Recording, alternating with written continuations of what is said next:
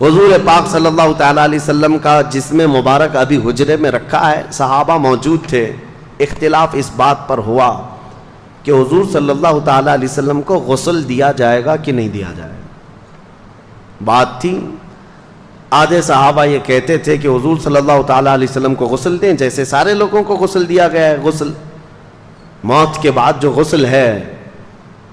اب حضور صلی اللہ تعالیٰ علیہ وسلم کے لباس پاک کو کوئی ہٹائے، حضور کے لباس کو کوئی ہٹائے اور کوئی دوسرا غسل دے، ان معاملات کو لے کر کے صحابہ حجرے میں کھڑے ہو کر کے آپس میں یہ باتیں کر رہے تھے۔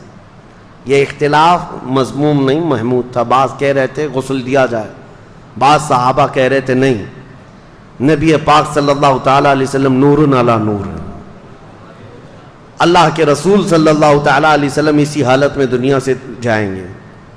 صحابہ میں یہ بات ابھی چل رہی تھی، حدیث شریف ہے، صحیح حدیث ہے بخاری کی بھی، کہ اچانک وہ حجرے میں جتنے کھڑے صحابہ تھے، چھوٹا حجرہ تھا، بہت سارے لوگ اندر آ نہیں سکتے تھے، جتنے صحابہ کھڑے تھے وہ کہتے ہیں ہم کو غنودگی طاری ہوئی، نیند آ گئی، آنکھیں جھپکیں اور سب کے سب وہاں پر اونگنے لگے۔ تھوڑی دیر جھپکی آئی، پھر آنکھیں کھلی تو دیکھتے ہیں حضور کو غسل دیا ہوا ہے، نبی پاک صلی اللہ تعالیٰ علیہ وسلم غسل شدہ ہیں، پانی کے قطرات ٹپک رہے ہیں، مسئلہ حل ہو گیا، اب لڑنا کسی بات پر نہیں تھا۔ دوسرا اختلاف اس بات پر ہوا کہ نبی پاک صلی اللہ تعالیٰ علیہ وسلم کو کہاں دفن کیا جائے۔ بعض صحابہ کہتے تھے مکہ میں لے جائیں، ان کا آبائی وطن ہے۔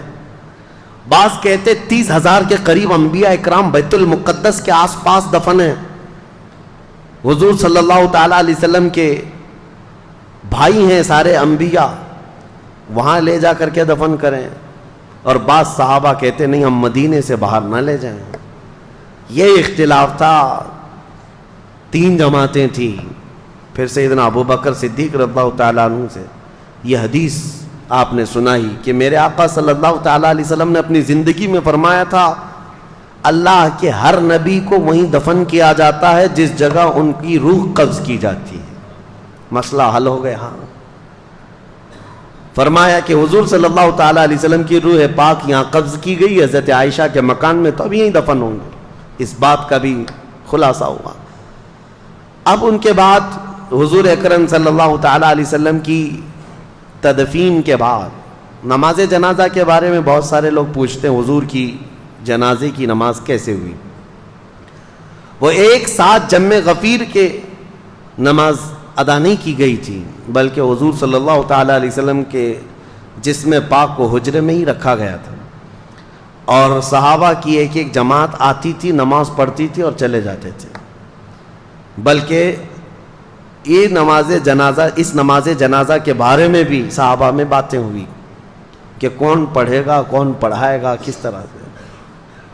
اب اس میں پھر حضور کی ہی ایک روایت، حدیث صحابہ نے سنائی کہ اللہ کے نبی نے فرمایا کہ تم سب کے سب میرے حجرے سے باہر چلے جانا۔ سب سے پہلے حضور صلی اللہ تعالیٰ علیہ وسلم کے جسم اقدس کے پاس نماز جنازہ کے لیے کوئی اور نہیں، جبرائیل امین آئیں گے، سید الملائکہ حاضر ہوئے فرشتوں کی جماعت کے ساتھ۔ پھر ان کے بعد حضرت میکائیل علیہ السلام، پھر حضرت اسرافیل علیہ السلام، پھر حضرت اسرائیل علیہ السلام، انہوں نے نمازیں ادا کیں فرشتوں کی جماعتوں کے ساتھ۔ اور ان کے جانے کے بعد پھر حضرت ابو بکر صدیق اندر آئے صحابہ کی جماعت کے ساتھ، پھر ایک کے بعد دیگر صحابہ داخل ہوئے اور سبوں نے اپنی اپنی نمازیں ادا کیں۔ اب یہاں ایک مسئلہ بتاؤں، نماز جنازہ جو ہوتی ہے وہ میت کی بخشش اور اس کی مغفرت کی دعا کے لیے ہوتی ہے۔ اب رسول پاک صلی اللہ تعالیٰ علیہ وسلم کی نماز جنازہ پڑھنے والے حضور کے لیے مغفرت کی دعا کرنے گئے تھے، حضور کی بخشش کا سوال کرنے گئے تھے۔ ارے وہ رسول جو ہاتھ نہ اٹھائے تو قیامت میں کسی کا حساب نہ ہو۔ نماز جنازہ 2 طریقے کی ہے، اسی لیے فرمایا گیا نماز جنازہ میں حاضر ہو جاؤ، تمہاری کثرت جو ہوگی، تمہاری جماعت ہوگی، تم اس کی مغفرت کی دعا کرو گے، اللہ میت کو معاف کر دے گا۔ ایک روایت، اور فرمایا اگر کوئی بہت نیک انسان کا انتقال ہوا تب بھی جنازہ پڑھو، اس لیے کہ جتنے شریک ہوں گے ان کے گناہ معاف ہو جائیں گے۔ تو وہاں یہ مسئلہ بھی حل ہے۔ رسول کریم صلی اللہ تعالی علیہ وسلم کے نماز جنازہ میں جو گئے تھے وہ سب کے سب مستفیض ہو کر کے آئے، حضور سے انوار و برکات لے کر کے آئے۔ دفن کی بعد بدھ کے دن حضور صلی اللہ تعالی علیہ وسلم کی تدفین ہوئی، 2 دن کے بعد، پیر کے بعد سے لے کر کے بدھ کے دن تک نبی پاک صلی اللہ تعالی علیہ وسلم کے کثیر صحابہ تھے، نماز پڑھنے میں ہی یہ وقت نکلتا رہا۔ اور تدفین کے بعد اب جو معاملہ سب سے پہلے درپیش ہے مسلمانوں کی امامت کا، مسلمانوں کی امارت کا، حضور کے جاتے ہی اختلافات اس قدر ہو گئے تھے باہر صحابہ میں نے، دیگر لوگوں میں جو نفس پرست لوگ تھے، کچھ تو نبوت کا جھوٹا دعویٰ بھی کر بیٹھے ہیں۔ حضور کے جاتے ہی اسود عنسی نام کا ایک شخص کھڑا ہوا، مسیلمہ کذاب ایک شخص کھڑا ہوا، اور لوگوں میں کثرت سے وہ اپنا انفلوئنس بڑھاتے ہوئے، اثر و رسوخ بڑھاتے ہوئے لوگوں کو اپنی طرف مائل کیا، میں اور سچا رسول ہوں، میں اور سچا نبی ہوں، ایسا سہولت دینے لگا۔ جو سہولت کے پیچھے بھاگتے ہیں وہ ایسے نبیوں کے پیچھے بھاگتے ہیں۔ شریعت حضور صلی اللہ تعالی علیہ وسلم کی، اسی لیے مسلمانوں ہمیشہ یاد رکھو کہ اگر تم تن آسانی چاہو گے تو شیطان کسی بھی گڑھے میں لے جا کے تمہیں گرا دے گا۔ تم ہمیشہ یہ یاد رکھو میری طبیعت چاہے یا نہ چاہے جو میرے مصطفیٰ کی شریعت ہے وہی حق ہے۔ لوگ آتے ہیں بیوی کو 3 طلاق دے دیا، ہم نے بتا دیا ہے کہ ہو گئی ہے، پھر وہ ایسا کوئی مولوی ڈھونڈتے ہیں جو اس سے کہے کہ نہیں ہوئی ابھی رہ سکتا ہے۔ وہ ڈھونڈتے رہتے ہیں کہیں نہ کہیں سے، سہولت چاہتے ہیں، جبکہ صحیح احادیث اور صحیح قرآن کی آیات سے جو مسئلہ مل گیا تو اس کے بعد اپنی خواہشات کو ختم کر دو، یہی شریعت ہے۔ اور لوگوں کو آسانی چاہیے، روزے میں بھی کوئی 1 گھنٹہ پہلے افطار کرنے کی پرمیشن دینے لگ جائے تو اس کے بھی بہت سارے مرید بن جائیں گے کہ ہمارے یہاں کنسیشن ہے۔ بہت سارے ایسی جگہوں پر بنتے بنتے فرقے اسی لیے بن گئے شیطان کے، وہ آلہ کار بن جاتے ہیں، شیطان ان کو لے جاتا ہے۔ وہ جھوٹے نبی جو پیدا ہوئے تھے حضور کی وفات کے فوراً بعد، وہ ایسی ہی سہولتیں بانٹ رہے تھے کہ ہمارے ہاں ایسا ہے، ہمارے ہاں اتنی نمازیں نہیں، ہمارے ہاں اتنی زکوٰۃ بھی نہیں دینی، آؤ پیچھے چلو، جہاں جنگ میں غنیمت کا مال آئے گا وہ سب بانٹیں گے ہم۔ وہ الیکشن کی طرح ایک پارٹی اتنا اعلان کرے، دوسری پارٹی اس سے زیادہ اعلان کرے، ایک کہے بجلی فری تو دوسرے کہے عورتوں کو ٹکٹ فری ہے۔ یہ لوگوں کو بہلانے اور پھسلانے کے جو ترغیبی انعامات ہوتے ہیں، میرے عزیزو ایک بات یاد رکھنا، شریعت مصطفیٰ صلی اللہ تعالی علیہ وسلم میں اگر کوئی اس طرح کی چیزیں لائے تو اس کو نکال کر پھینک دینا، اگر کانٹوں پر بھی چلنا پڑے تو مجھے وہی راستہ پسند ہے جو میرے مصطفیٰ کریم کا ہے، وہی راستہ ہے۔ اب حضور اکرم صلی اللہ تعالی علیہ وسلم کی تدفین کے بعد جو سب سے اہم معاملہ تھا وہ امامت کا تھا، خلافت کا تھا۔ اب کون امیر ہوگا، کون امام ہوگا مسلمانوں کا، یہ ایک ایسی سچویشن تھی صحابہ کے لیے کہ اگر یہ فوری طور پر حل نہیں ہوتا تو دشمنان اسلام ان کی جماعتوں کو ٹکڑے کر دیتے ہیں۔ صحابہ اکرام کے دشمن کم نہیں تھے، یہ لڑ رہے تھے، مسلسل لڑ رہے تھے، کتنے بازنطینی حکومتیں، ایرانی حکومتیں، رومی حکومتیں سب ان کے دشمن بنی بیٹھی ہوئی تھیں، ساسانی حکومتیں، بہت ساری حکومتیں ان کی دشمن بنی بیٹھی ہوئی ہیں۔ اگر ایسے میں ان کا کوئی امیر نہیں ہوتا، اگر کوئی ان کا خلیفہ نہیں، اگر امام نہیں ہوتا تو پھر دوسری حکومتوں کو مدینے پر چڑھائی کرنے میں ذرا برابر وقت نہیں لگتا۔ اور پھر پلس ہوا کیا ہے، کچھ تو لوگ مرتد ہو رہے تھے، مرتد کہتے ہیں اسلام کو چھوڑ کر پھر جانا۔ کچھ لوگ زکوٰۃ کے منکر بن گئے، کہا ہم زکوٰۃ نہیں دیں گے، اور رسول اللہ کے زمانے میں دیتے تھے اب نہیں دیں گے، وہ پھر گئے، مرتد ہو گئے۔ اور کچھ وہ اسود عنسی، طلحہ بن خویلد اور اس کے علاوہ مسیلمہ کذاب جیسے جھوٹے نبی، ارے جھوٹے نبیوں کی ایسی تعداد بڑھتی جا رہی تھی کہ ایک عورت بھی نکل آئی اس میں کہ میں بھی نبی ہوں۔ اور نبوت کا دعویٰ کرتے کرتے وہ جا کر مسیلمہ کذاب، وہ بھی نبوت کا دعویٰ کیا تھا، اس سے جا کے شادی بھی کر لی. ایک ہی گھر میں دو جھوٹے، شوہر بھی اور بیوی بھی، اور یہ کذاب دجال. جو بھی حضور کے بعد نبوت کا دعویٰ کرتا ہے اس کو دجال کہا گیا ہے. سب سے بڑا جھوٹا دنیا کا، سب سے بڑا جھوٹا اس کو دجال کہتے ہیں. یہ حالات جب پیش آئے، اب خلافت کے لیے حضور نے کسی کو جانشین مقرر نہیں کیا. صحابہ کے لیے کتنا بڑا امتحان تھا یہ. تو جو انصار صحابہ تھے مدینے کے، انصار صحابہ میں میٹنگ شروع ہو گئی. مدینے والے تھے صحابہ، اور یقیناً وہ بہت ہی ایثار و قربانی والے صحابہ ہیں. حضور صلی اللہ تعالیٰ علیہ وسلم پر انہوں نے اپنی جانیں نچھاور کی ہیں، اپنی اولاد وار دی ہیں، کچھ نہیں رکھا تھا. وہ انصار صحابہ کی بعض آپس میں میٹنگ چل رہی تھی. وہ آپس میں سعد ابن عبادہ رضی اللہ تعالیٰ یا پھر دیگر صحابہ اکرام کو آگے بڑھا کر وہ یہ کہہ رہے تھے کہ اب ہم آپ کو امیر مقرر کرتے ہیں، کیونکہ رسول اللہ صلی اللہ علیہ وسلم سے ہمارے جو تعلقات ہیں، انصار کے لیے جو حضور نے دعائیں کی ہیں وہ بہت زیادہ ہیں، تو خلافت کا حق یا امیر بننے کا حق انصار کو ہے. تو انصار صحابہ کی یہ میٹنگ جو چل رہی تھی، ایک وہاں مدینہ طیبہ کا ایک مشہور علاقہ تھا، تو وہاں پر اس کٹے پر یا اس ٹیلے پر سب جمع ہوئے تھے. ادھر حضرت ابو بکر صدیق رضی اللہ تعالیٰ عنہ، حضرت عمر فاروق رضی اللہ تعالیٰ عنہ، حضرت ابو عبیدہ بن جراح، یہ بڑے صحابہ ہیں. یہ آپس میں بات کر رہے تھے کہ کس کے ہاتھ امارت ہو، خلافت ہو، امامت ہو.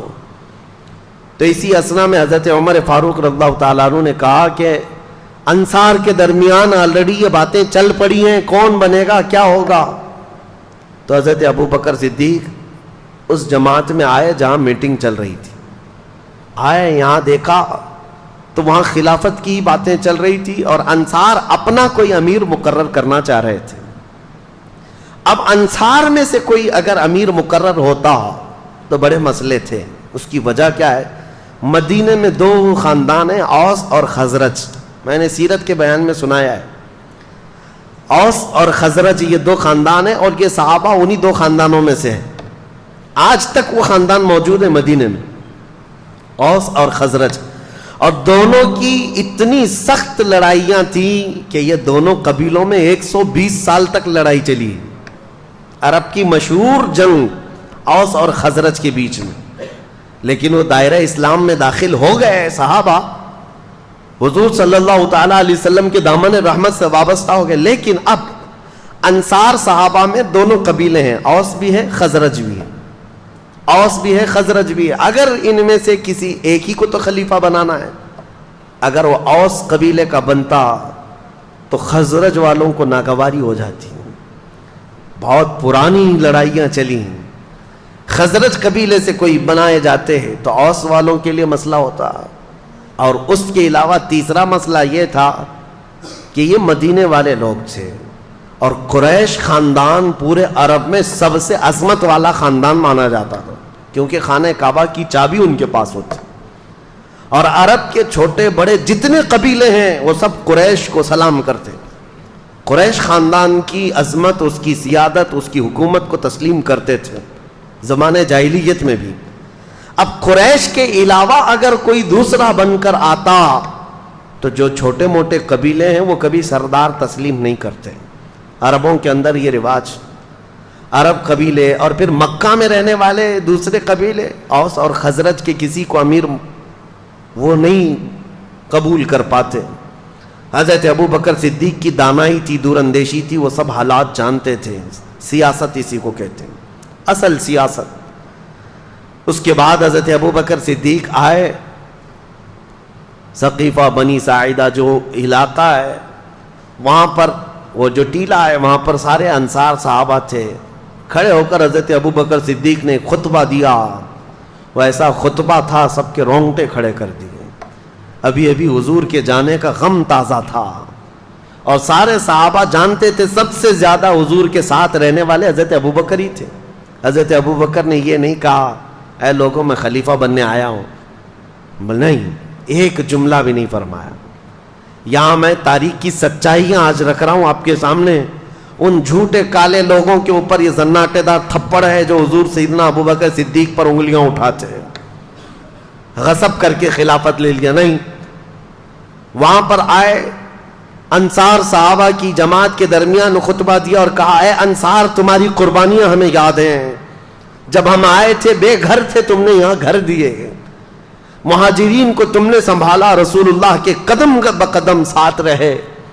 اے انصار تمہاری قربانیاں سب ہم یہ تسلیم کرتے ہیں, لیکن مسئلہ یہ کہ اگر تم میں سے کوئی امیر مقرر ہو گیا, کوئی خلیفہ مقرر ہو گیا تو عرب کے دوسرے قبیلے اس کو تسلیم نہیں کریں گے, بغاوت ہو جائے گی.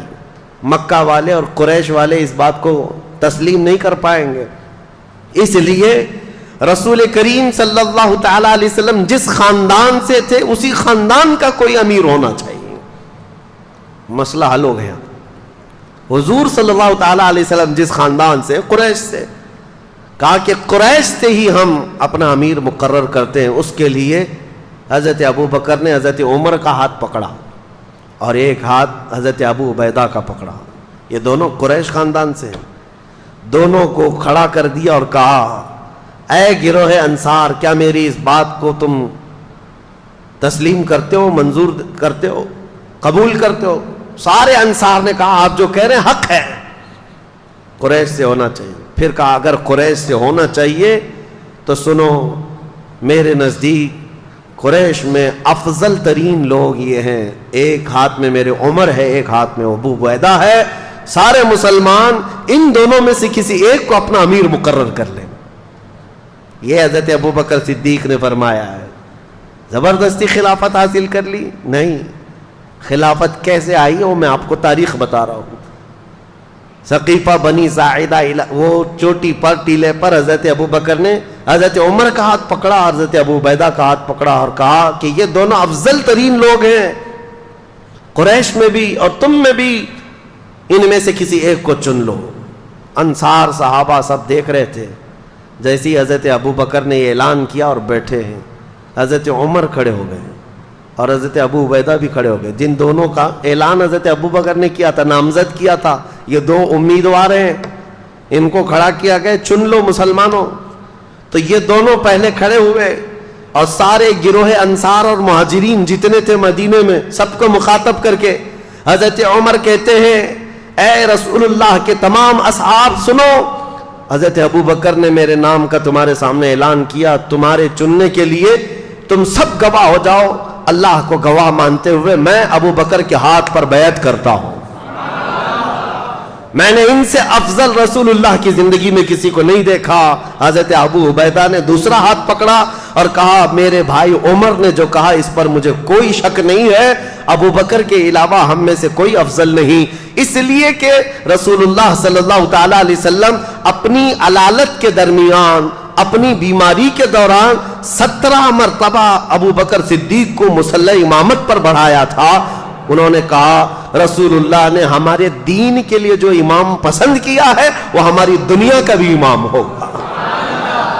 یہ خلافت شروع ہوئی. یہاں پر معاملات یہ ہیں کہ حضرت ابو بکر صدیق رضی اللہ تعالیٰ عنہ کے ہاتھ پر جیسی ہی دونوں اصحاب نے بیعت کیا, سارے انصار جماعت در جماعت آئے اور سبوں نے بیعت کرنا شروع کر دیا اور سبوں نے اعلان کیا کہ یہ اللہ تعالیٰ کا انتخاب ہے. ان میں سے کسی کو بھی اختلاف نہیں ہوا حضرت ابو بکر کے نام پر, کسی کو نہیں. اب ایک چیز بتائی جاتی ہے حضرت مولا علی کرم اللہ وجہہ الکریم کے متعلق کہ حضرت علی رضی اللہ تعالیٰ عنہ اس مجلس میں نہیں تھے. یہ جو خلافت کا سلسلہ چل رہا تھا صحابہ کے اتفاق رائے سے یہ چنا ہوا ہے, سب کی اتفاق رائے سے. اس میں مولا علی کرم اللہ وجہہ الکریم حاضر نہیں تھے. تو اب یہاں پر بہت سارے لوگ یہ کہتے ہیں کہ حضرت علی کو اختلاف تھا اس لیے وہ حاضر نہیں تھے اور وہ ان کو خلیفہ مانتے ہی نہیں تھے. اور بڑھ کر کے شیعہ حضرات تو یہ کہتے ہیں حضرت علی تقیہ کرتے تھے. تقیہ کا مطلب کیا ہے؟ حالات سے اصل چیز کو دل میں چھپا کر کے رہنا. یعنی حاکم اگر سخت ہے تو کچھ باتیں اپنے دل میں چھپا کر کے اس کی مرضی کے مطابق کام کرتے رہنا, اس کو تقیہ کہتے ہیں. یہ کرتے ہوں گے مولا علی کے بارے میں تم سوچتے ہو؟ حیدر کرار جس کی شمشیر کا کوئی جواب نہ ہو, وہ دل میں چھپا کر کے کوئی بات عمل کرے گا؟ ہرگز نہیں. ہم اس بات کو تسلیم نہیں کرتے. ہاں اب ہم یہ بتا سکتے ہیں کہ حضرت علی کرم اللہ وجہ الکریم خود روایت میں آپ کو بتاؤں. حضرت علی رضی اللہ تعالیٰ عنہ کی روایت کیا ہے خلافت کے معاملات میں. یہ معاملات ہوئے تقریباً 6 مہینے گزر گئے. حضرت علی رضی اللہ تعالیٰ عنہ خود حاضر ہوئے, حضرت ابو بکر صدیق رضی اللہ تعالیٰ عنہ کے ہاتھ میں ہاتھ رکھ کر کے آپ نے بیعت کیا. اب سنیے حضرت علی کیوں نہیں بیعت کیے, 6 مہینے کیوں گزرے؟ ہر ایک کے کچھ نہ کچھ اسباب ہوتے ہیں, وجوہات ہوتے ہیں. یہ مسئلہ میں اور آپ کیوں پوچھیں کہ حضرت علی کیوں نہیں آئے تھے؟ میرے اور آپ کے پوچھنے سے بہتر تو یہ ہے کہ حضرت ابو بکر صدیق خود ہی پوچھ چکے ان سے کہ علی اتنے دن کیوں نہیں آئے. مسئلہ اب صاف ہو جائے گا. جن کا معاملہ ہے وہ خود ہی سوال کر چکے ہیں. سنو, حضرت علی کرم اللہ وجہ الکریم, آپ سے کسی نے کہا کیا آپ ابو بکر سے اپنے آپ کو افضل کہتے ہیں؟ کیا آپ اس خلافت کے اپنے آپ کو حقدار سمجھتے ہیں جس کی وجہ سے آپ نے بیعت نہیں کی؟ سیدنا مولا علی کرم اللہ وجہ الکریم نے فرمایا ایسی کوئی بات نہیں. میں نے یہ عہد کر لیا تھا دل میں کہ جب تک جو وحی نازل ہو رہی تھی قرآن پاک, حضرت ابو بکر صدیق کی خلافت کا ایک اہم کام میں آپ کو بتاؤں, اہم کام, آپ جامع القرآن ہیں. قرآن پہلے پتوں پر لکھا ہوا تھا, چمڑوں پر لکھا ہوا تھا, پتھروں پر لکھا ہوا تھا, کیونکہ 23 سال تک قرآن اترتا رہا اور سب صحابہ کے پاس الگ الگ جگہ پر تھا. یہ حضرت ابو بکر صدیق کے زمانے خلافت میں قرآن کو جمع کرنے کا کام شروع ہوا, اور حضرت ابو بکر صدیق نے اپنی خلافت کے زمانے میں قرآن کو جو جگہ جگہ ادھر ادھر تھا سب کو جمع کر لیا. اب سنو, یہ حضرت ابو بکر صدیق کی خلافت کا اہم کارنامہ ہے. اب یہ بات میں کیوں کہہ رہا ہوں؟ اس لیے کہ حضرت علی نے فرمایا, عرض کی, سنو, حضرت ابو بکر صدیق نے جب یہ کہا تو آپ نے فرمایا میں نے یہ قسم لے لی تھی, میں نے یہ عہد کر لیا تھا کہ جب تک اللہ کا کلام قرآن ایک جگہ جمع نہ ہو جائے میں کسی کے ہاتھ پر بیعت نہیں کروں گا. مقصد اس کے علاوہ اور کچھ نہیں تھا.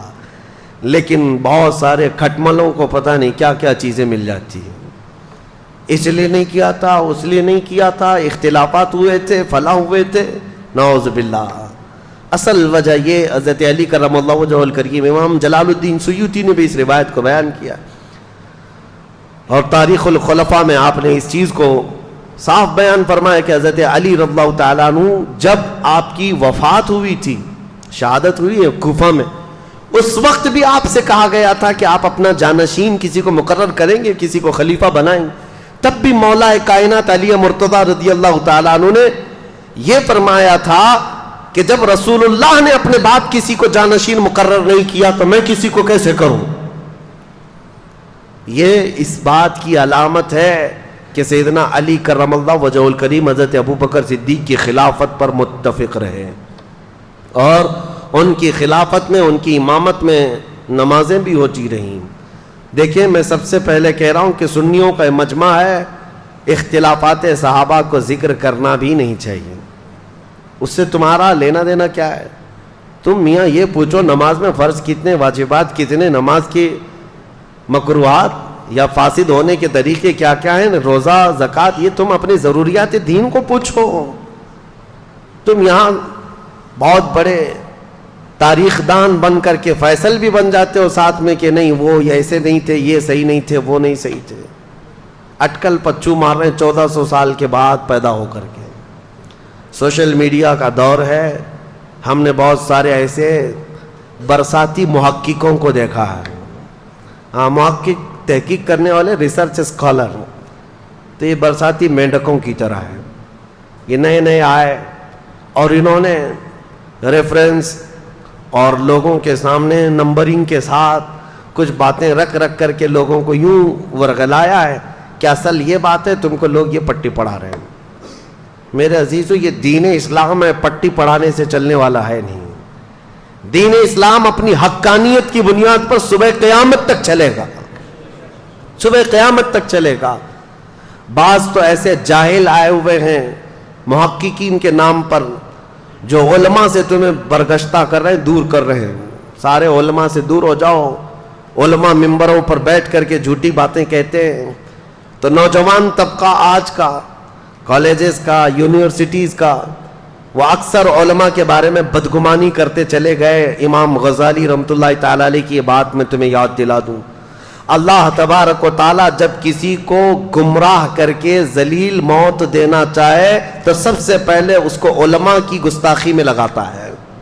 وہ بندہ وہاں سے شروعات کرتا ہے اور اس کے بعد وہ بدگمانی اس کی بڑھتی چلی جاتی ہے علماء کے بارے میں، مدارس اسلامیہ کے بارے میں، کہ مولوی لوگ ایسے ہی ہوتے ہیں۔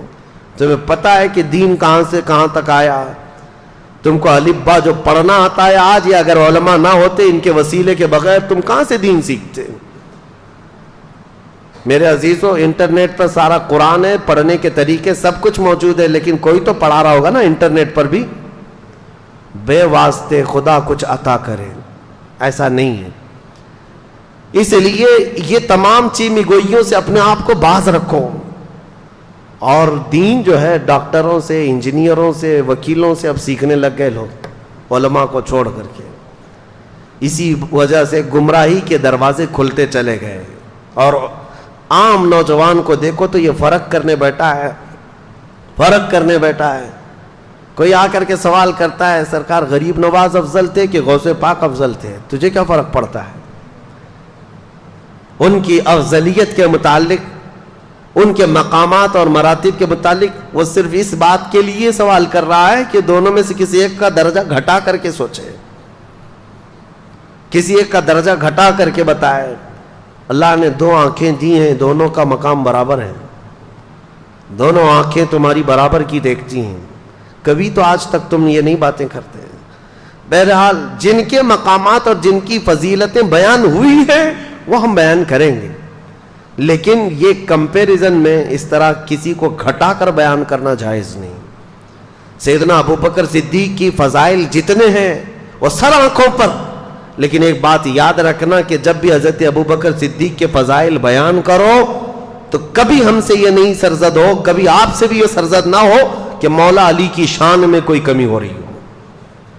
مولا علی کرم اللہ وجہہ الکریم کی شان کو گھٹا کر کے بیان کرنا نہیں، یہ جائز نہیں ہے۔ صحابہ کی جو فضیلتیں، اور جب حضرت علی کرم اللہ وجہہ الکریم کی فضیلت بیان کر رہے ہو تو پھر اس بات کا بھی لحاظ رکھنا کہ تینوں خلفائے راشدین میں سے کسی کی بے عزتی اور توہین نہ ہو رہی ہو۔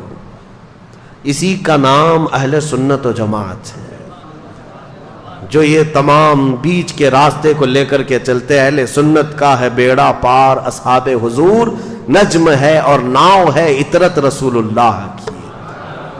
ہم صحابہ کی بھی افضلیت کے قائل ہیں اور اہل بیت کے ادب کے بھی ہم قائل ہیں۔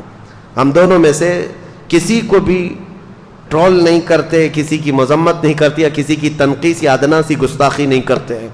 ایک جماعت ہے وہابیوں کی جو اہل بیت کی گستاخ ہو جاتی ہے، وہ ان کے اندر، آج ہی میں پڑھ رہا تھا، ایک صاحب نے تاریخ لکھی ہے اور جگہ جگہ انہوں نے یزید کو رضی اللہ عنہ لکھا ہے، صرف اس دشمنی میں اہل بیت کی ہے۔ اور ایک جماعت ایسی ہے جو سارے صحابہ کو گالیاں دیتی ہے اہل بیت کی محبت میں۔ دونوں صحیح نہیں ہے، دونوں صحیح نہیں ہے۔ صحیح مذہب و مسلک وہی ہے جو درمیانی اہل سنت و جماعت کا۔ صحابہ رسول اللہ کے آسمان ہدایت کے تارے ہیں، اور رسول اللہ کے گھر والے اہل بیت نوح علیہ السلام کی کشتی کی مانند ہے۔ میرے آقا نے فرمایا جو اس کشتی میں سوار ہو گیا وہ نجات پا گیا، جو اس کشتی سے دور ہوا وہ ہلاک ہو گیا۔ ہمارے لیے کشتی بھی ضروری ہے، ہمارے لیے آسمان ہدایت کے تارے بھی ضروری ہیں، یہ دونوں کے ساتھ ہے۔